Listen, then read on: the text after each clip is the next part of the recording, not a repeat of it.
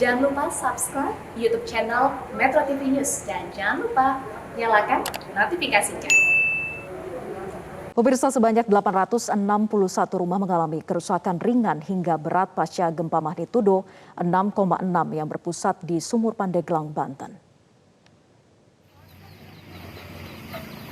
Seperti inilah kondisi di salah satu desa yang terdampak parah gempa magnitudo 6,6 yang mengguncang Banten pada Jumat sore. Sejumlah rumah mengalami kerusakan ringan hingga berat. Berdasarkan data sementara, gempa yang berpusat di Sumur Pandeglang, Banten ini mengakibatkan sekitar 861 rumah warga di 2 kabupaten rusak. Hingga kini petugas gabungan masih terus melakukan penyisiran, sehingga angka kerusakan kemungkinan besar masih akan terus bertambah. Selain itu, hingga saat ini dilaporkan masih terus terjadi gempa susulan di wilayah Banten.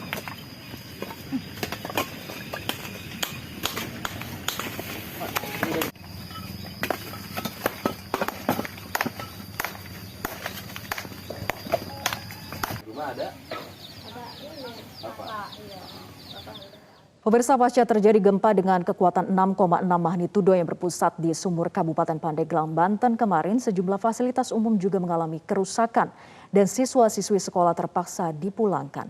Informasi selengkapnya akan disampaikan oleh Ruth Dio dari Desa Tunggal Jaya, Kecamatan Sumur. Selamat siang, Ruth. Bagaimana kondisi terkini di sana dan ada berapa total bangunan yang rusak? Selamat siang Vera dan juga pemirsa, berdasarkan informasi yang kami dapatkan dari Babinsa Kecamatan Sumur, ada total sebanyak 11 gedung fasilitas umum yang rusak ringan hingga berat akibat guncangan gempa yang berlokasi ataupun berpusat di Kecamatan Sumur, Kabupaten Pandeglang, Banten, Jawa Barat. Salah satunya yaitu berlokasi di tempat kami laporkan saat ini, yaitu di SDN Tunggal Jaya 2 yang berlokasi di Desa Tunggal Jaya, Kecamatan Sumur. Jika kami bisa gambarkan, saat ini memang sudah tidak ada aktivitas belajar mengajar karena memang kondisi daripada gedung SDN Tunggal Jaya 2 ini terlihat cukup parah. Bisa dilihat bahwa plafon di kelas 4 tempat kami melaporkan saat ini yaitu sebagian sudah rontok, dan tadi pagi menariknya adalah sekitar pukul 7 pagi waktu Indonesia Barat kami melihat siswa-siswi yang justru antusias untuk membersihkan sisa-sisa puing-puing dan juga plafon-plafon, meskipun guru-guru di SDN 2 Tunggal Jaya ini memang belum datang karena memang proses belajar mengajar selama pertemuan kelas tatap muka yang baru saja dimulai per Januari ini dimulai pada pukul 8 pagi waktu Indonesia Barat, sehingga seluruh siswa yang datang pada pukul 7 pagi ini membuka kelas dan juga membersihkan puing-puing dari atap plafon yang ada di kelas 4, 5 dan juga 6. Jika bisa kami gambarkan di lokasi saat ini, yaitu di sebelah kiri saya ataupun di layar kaca Anda ini memang sudah terlihat bolong. Dan ini merupakan, jika kami pegang, ini adalah triplek ataupun papan yang menjadi pembatas antara kelas 4 dan juga kelas 6. Pembatas ini roboh juga akibat gempa, dan jika kami bandingkan adalah sebelah sini, yaitu pembatas daripada kelas 4 dan juga kelas 6 ini masih utuh jika dibandingkan dengan pembatas plafon ataupun triplek yang berada di sebelah kiri saya.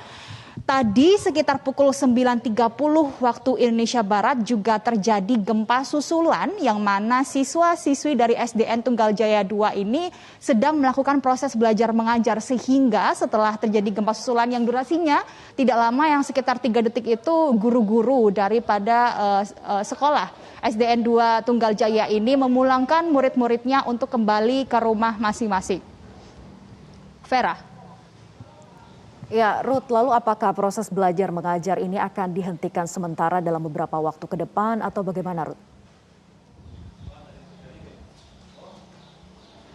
Vera, sampai sejauh ini memang dari pihak kepala sekolah dari SDN 2 Tunggal Jaya 2 masih belum memberikan konfirmasi lebih lanjut karena memang proses belajar mengajar hari ini, yaitu hari Sabtu, adalah hari terakhir. Kami juga mendapatkan informasi bahwa proses belajar ataupun aktivitas belajar secara tatap muka ini baru saja dimulai pada Januari awal tahun 2022 lalu, dan baru saja berjalan selama 3 minggu. Setelah 3 minggu berjalan, pada hari kemarin Jumat sore terjadi gempa dengan kekuatan magnitudo 6,6 yang mengguncangkan Kecamatan Sumur, Kabupaten Banten. Kemudian tadi pagi juga terjadi gempa susulan dan masih menunggu daripada hasil evaluasi dan juga komunikasi dengan Kepala Dinas Pendidikan Kabupaten dan juga provinsi untuk melihat bagaimana proses belajar tatap muka di hari Senin esok. Karena untuk hari Sabtu ini biasanya sekolah di Kecamatan Sumur ini memang dilakukan full dari hari Senin sampai dengan Sabtu dan hanya libur di hari Minggu saja. Vera. Ya, Ruth, sebelumnya sempat Anda sampaikan bahwa gempa susulan masih terjadi. Lalu bagaimana dengan masyarakat di sana? Apakah mereka difokuskan pada titik pengungsian tertentu ataukah memang dibolehkan untuk kembali ke rumah masing-masing?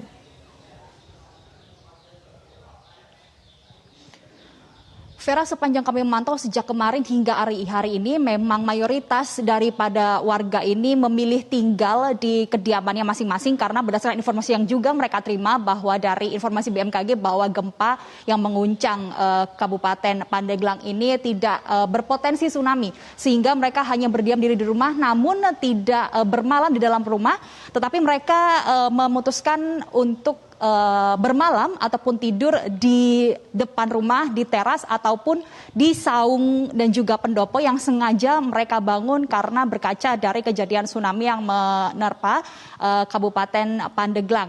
Kami juga melihat memang masih belum tersedia adanya posko ataupun tenda untuk evakuasi. Kesulitannya adalah memang listrik yang tadi, maksud kami yang dari kemarin sejak pukul 4 sore sampai dengan pagi tadi sekitar pukul 6 pagi waktu Indonesia Barat ini padam. Sehingga ketika listrik padam, masyarakat di kawasan Kecamatan Sumur ini sangat sulit sekali untuk mengakses sinyal. Sehingga mereka tidak bisa memberikan info kepada saudara ataupun sanak keluarga dan tidak bisa mendapatkan pertolongan. Namun tadi kami juga sempat melihat adanya beberapa mobil ambulans, BNPB dan juga mobil dinas dari Kabupaten Pandeglang serta mobil serta motor dari petugas PLN dan juga pihak daripada PUPR sudah melihat langsung bagaimana kondisi yang terjadi di beberapa desa yang ada di Kecamatan Sumur, Kabupaten Pandeglang, Banten, Jawa Barat. Vera. Ya. Ruth, tadi juga Anda katakan bahwa posko pengungsian di sana belum disediakan, sementara warga masih tidur di area depan rumah mereka. Sementara kita tahu bahwa mengkhawatirkan ketika memang bangunan rumah mereka tidak sepenuhnya aman. Di samping tadi juga bahwa listrik masih belum tersedia di sana. Dan bagaimana juga soal logistik makanan mereka, siapa yang menyediakan, Ruth?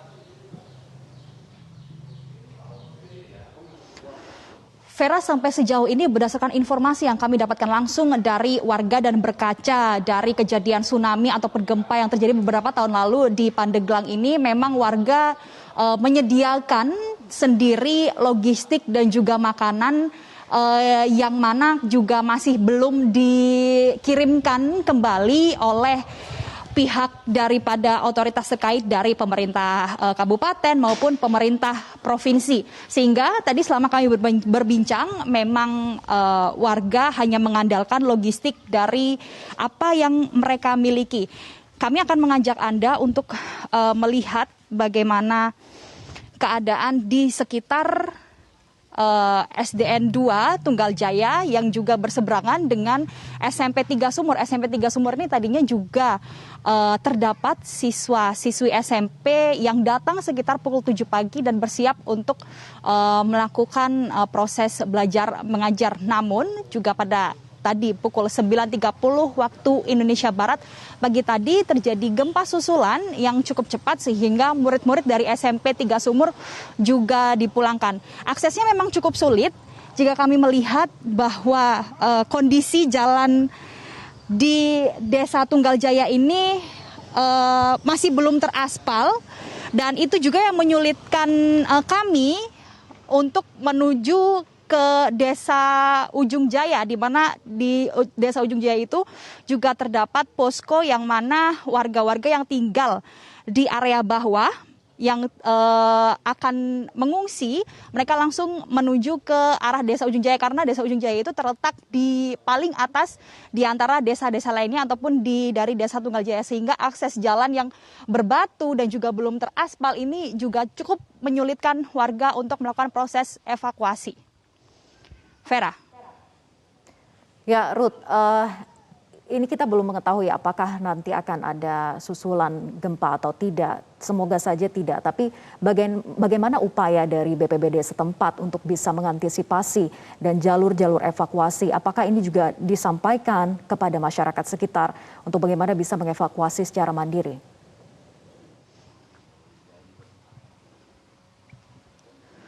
Vera, berdasarkan informasi yang kami dapatkan, memang kami belum mendapatkan konfirmasi langsung dari pihak BPBD dan juga pemerintah terkait untuk bagaimana mekanisme dan juga teknisnya untuk melakukan evakuasi daripada warga. Sejauh kami memantau dan kami melihat secara langsung, memang tadi ketika terjadi gempa, warga ini secara mandiri langsung keluar rumah dan juga menyelamatkan diri masing-masing. Kami juga berbincang apakah semalam warga tidur di dalam rumah atau memang terasa terjadi gempa susulan. Sepanjang malam tadi informasinya adalah warga memang merasakan beberapa kali gempa susulan. Namun dengan durasi yang tidak begitu lama jika dibandingkan dengan durasi gempa yang terjadi pada hari Jumat kemarin.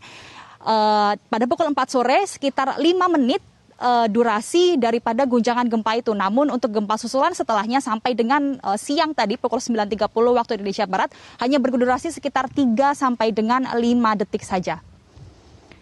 Vera. Baik, terima kasih Ruth Dio atas laporan Anda. Selamat bertugas kembali dan tetap waspada.